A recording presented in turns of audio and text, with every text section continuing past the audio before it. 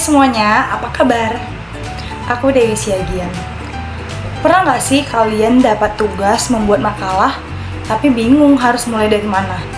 Rasanya baru lihat judul aja udah pusing duluan. Padahal, makalah itu sebenarnya nggak serumit yang kita bayangkan loh.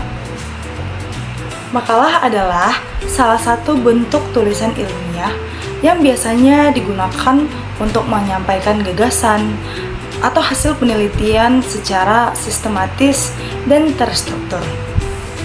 Nah, di video ini kita bakal bahas langkah demi langkah cara membuat makalah yang baik dan benar, mulai dari menentukan topik, menyusun kerangka, hingga menuliskan isi makalah secara sistematis. Jadi, buat kamu yang masih bingung harus mulai dari mana, kamu bisa menonton video ini sampai akhir. Tanpa berlama-lama lagi, langsung saja kita ke tutorialnya. Kita buka aplikasi Word yang ada di laptop kita masing-masing. Sebelum kita bagian cover, daftar isi, kata pengantar, dan lain sebagainya, tentu kita harus men-setting bagian kertasnya dulu. Supaya apa? Supaya dokumen atau laporan yang kita buat nanti tersusun dengan rapi. Oke, untuk settingan kertasnya saya menggunakan ketentuan atau aturan yang umum saja. Kita masuk ke layout, margins, ini 3, ini 4. Kenapa yang kiri ini 4? Karena tentu ketika kita membuat sebuah makalah itu pasti akan di print. Nah, ketika di print tentu juga akan dijilid. Kalau dijilid nanti pasti akan kalau kita menggunakan 3 cm, tentu tulisan atau isi makalah kita tertutupi oleh di jilid tadi. Jadi kita alangkah baiknya kita memberikan space lebih banyak di sebelah kiri. Kita ke home, belum, masih di layout. Kita ke size A4, home, ini Times New Roman.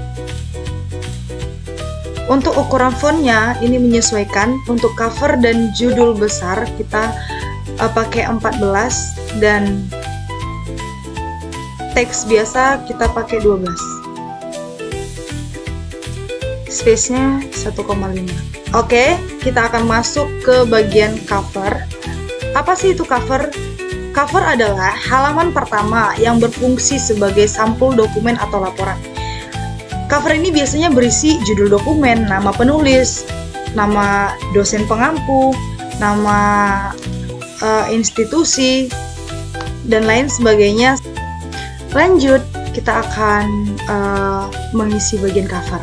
Nah, karena video ini hanya membahas bagian tutorialnya saja, jadi makalah yang saya gunakan adalah makalah yang sudah saya punya sebelumnya. Langsung saja kita copy. Oke, ini berjudul penyajian laporan atau hasil penelitian dalam bentuk makalah yang diselesaikan oleh kelompok 5. Ini ada judul, ada logo kampus, ada nama penulis, dosen pengampu, jurusan fakultas, nama universitas, dan tahun.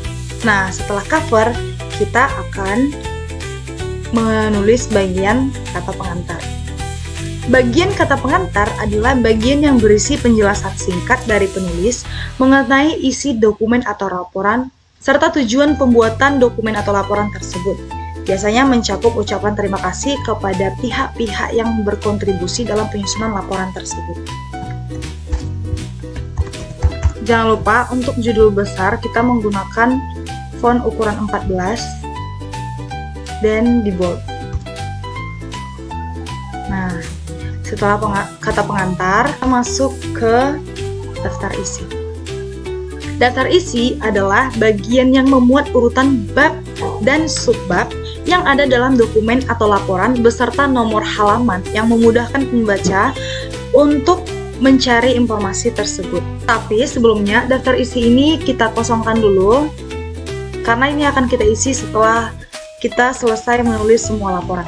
Setelah daftar isi, kita lanjut bab 1 pendahuluan. Bab 1 pendahuluan ini adalah bagian pertama yang berisi latar belakang, rumusan masalah, tujuan, dan manfaat dari penulisan dokumen atau laporan tersebut. Nah, di bagian bab 1 ini kita copy juga. Ini adalah latar belakang, tujuan, dan penjelasannya. Setelah bab 1 pendahuluan, kita masuk ke bab 2 isi. Bab 2 bagian isi adalah bab yang berisi pembahasan utama atau pembahasan inti dari topik yang dibahas, dibagi dalam beberapa subbab yang lebih spesifik. Spesifiknya seperti apa? Nah, seperti pengertian,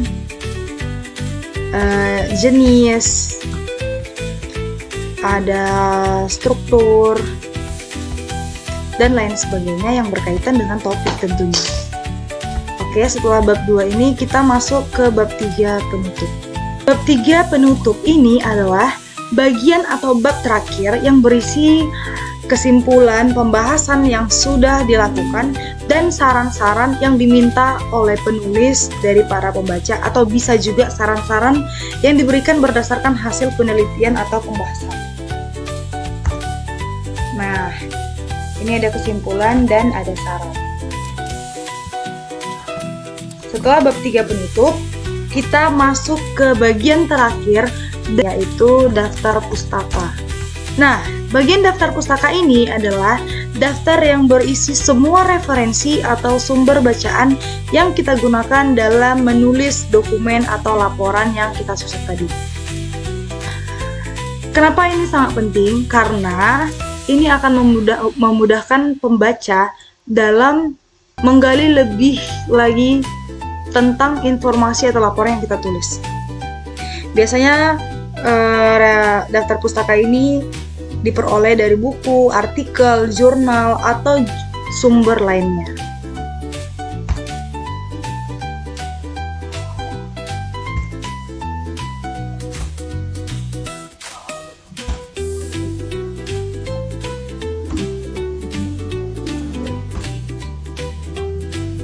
Dan ya teman-teman, informasi tambahan dalam menulis daftar pustaka, kita juga harus memperhatikan rumus penulisan daftar pustaka. Seperti kalau sumbernya dari buku, nama penulis, tahun, judul, penerbit, dan kota terbit. Kemudian dalam penyusunannya juga kita harus menyesuaikan sesuai dengan abjad. Ini ada A, N, P, T, R, S. Baik, setelah kita menyusun bagian daftar pustaka, kita lanjut mengisi bagian yang kosong tadi, yaitu daftar isi. Tapi sebelum ke daftar isi, kita buat dulu nomor halaman supaya memudahkan kita dalam membuat daftar isi tadi. Karena di syarat daftar isi adalah disertakan nomor halaman supaya memudahkan pembaca untuk menemukan bagian yang ingin dibaca. Kita pilih insert, page number.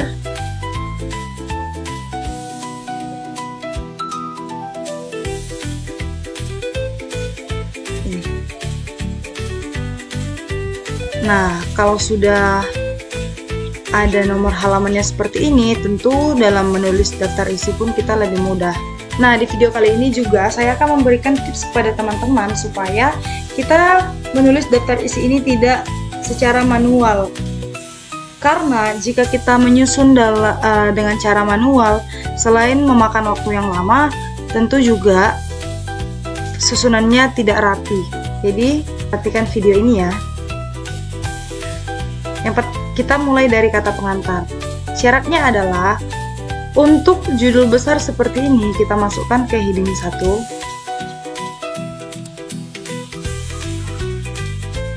Heading 1. Bab 1, heading 1.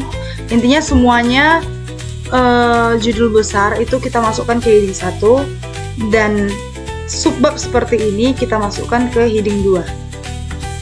Seperti sampai ke daftar.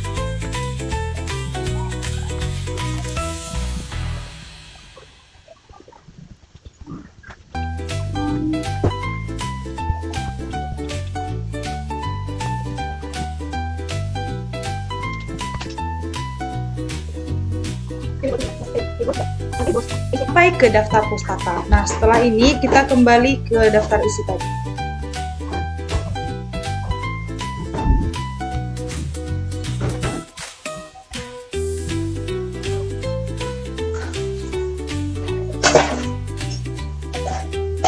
kita pilih yang reference.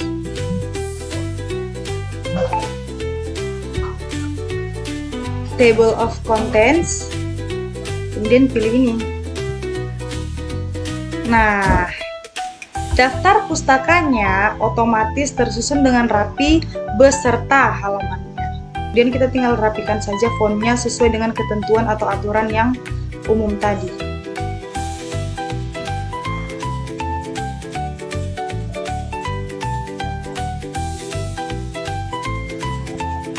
Nah, setelah ini, untuk tulisan-tulisan besar yang kita masukkan ke heading tadi, kita perbaiki. Nah, cara mengganti tulisan yang biru ini seperti semula adalah, ya seperti biasa, kita gunakan ketentuan yang berlaku. Ini Times New Roman, ini 14, dan untuk warnanya warna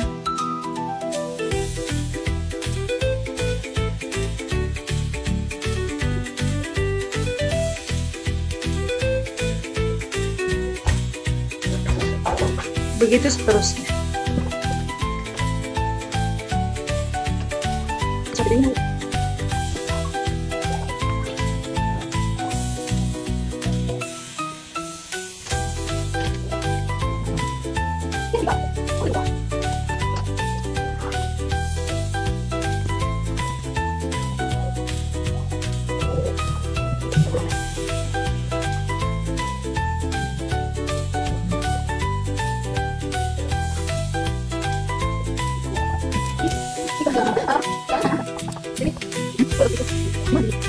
Nah, kita sampai ke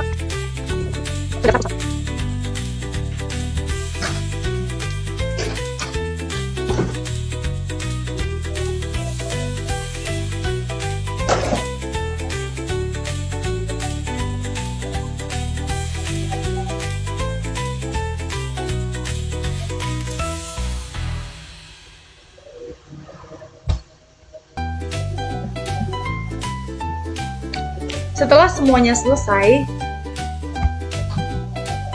kita tinggal memeriksa kembali apakah makalah kita sudah benar. Nah, kalau semuanya dirasa sudah benar, kita bisa save.